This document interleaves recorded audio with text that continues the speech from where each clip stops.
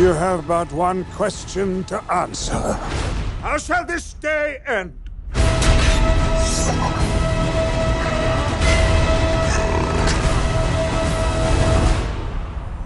6 Tolkien films, 2 of the brains behind them, Philippa Boyens and Peter Jackson. How did you guys possibly envisage what you could get in a cinematic universe from the works of Tolkien?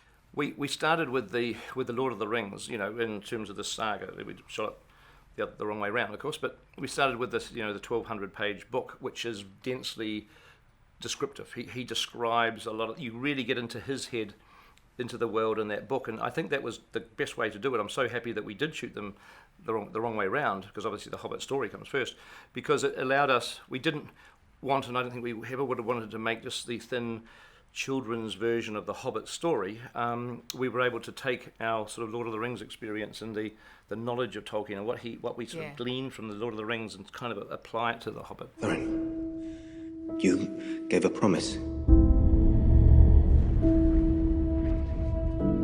You brought upon them only ruin and death. It's a commanding performance that you give in the film. It really is, you know, the film is anchored by what you give to it. What does a role like this mean to you? It's just a rare opportunity to play one character in 3 epic movies and one single story.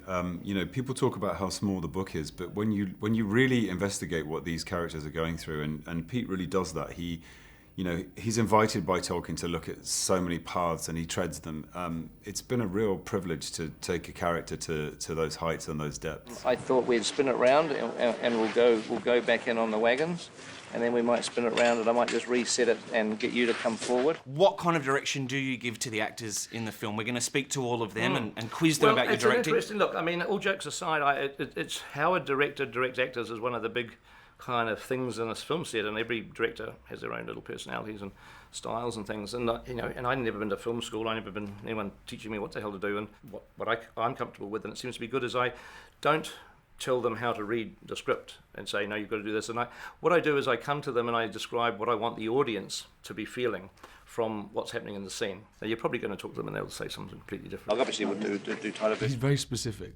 I remember saying, so do all that and going across the bridge and hang on the chimney, and then when you look down, don't blink. And I looked at the stunt guy next to me, I said, did he just say don't blink? He was like, yeah. I was like, wow, that's how specific he can be. And it makes you giggle for a moment, and he's just like, well, if he doesn't want me to blink, then I'm not going to blink. And then Bilbo shows up and says, you've got to get out of here. He gave a good direction, actually, which I always took, which was, remember, he's not a human. You know, like, he's not an actual human being. He's almost human, but he is a creature. You know, he's a different species to us. Which, you know, take in whichever way you will. But for me, it was just a helpful little door into having license to be a bit more free. I mean, I always wanted my reactions to be truthful. You know, it's only going to be a human audience watching it, you know. So it has to be truthful for us, but he's nearly us, but he's not quite us in his physicality, in his reactions to things, in the way he might eat, or, you know, whatever. I am not alone. It's never a bad day when Kate Blanchett is saying your dialogue. Aussie plug, good move. Good move, Philippa, good move. We love her. Mm-hmm. We love her. Hugo Weaving, what an actor, fantastic. This Proud is all to have true, him in the by the movie. way. Yeah, no, it is actually true. Yes. The Aussie crew, by the way. It's a very Anzac film. I mean, everyone talks about this in New Zealand. Yeah. Half of our crew is Australian. Yeah, wonderful. And Aussies. a lot of Australian actors. I just thought without the Aussies, I hate to say this, without the Aussies, it would be a lot harder to make these films. It would have been. I'm a traitor. Did you really just say that? And action. Two of the actors in Hollywood who I most admire are Aussie, Kate Blanchett and Hugh Jackman.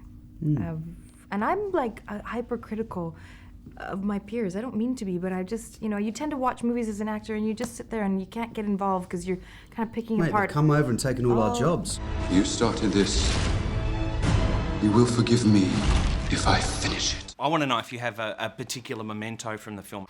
I have all the props and all the costumes, because I'm a terrible collector. I've got thousands and thousands of favourite things from the movies.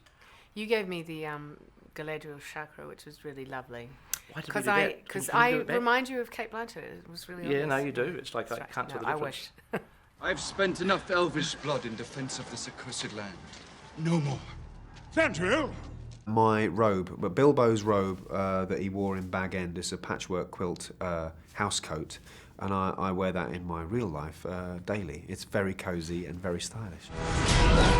I was given a version of Orcrist and the OAKENSHELD, but my favourite piece of a prop that I was given was the map and the key, and it's something I carried with me every day, and it's got my fingerprints on it. I have my ancestor's sword, Girion's sword. You know, I played him in the second film as well, which is quite a nice thing, but I have his sword, which they gave me. They had where to make a real version of the sword, so it's in my London home and it's on my wall. Your favourite thing is Galadriel's. No, it's a thing that she has around her neck, isn't it? Yeah. No, I actually, since we're being... I don't know whether the diamonds are real, though, are they? Kelly's runestone, if it was lying around. Oh.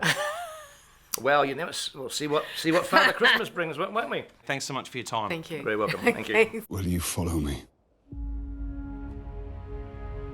One last time.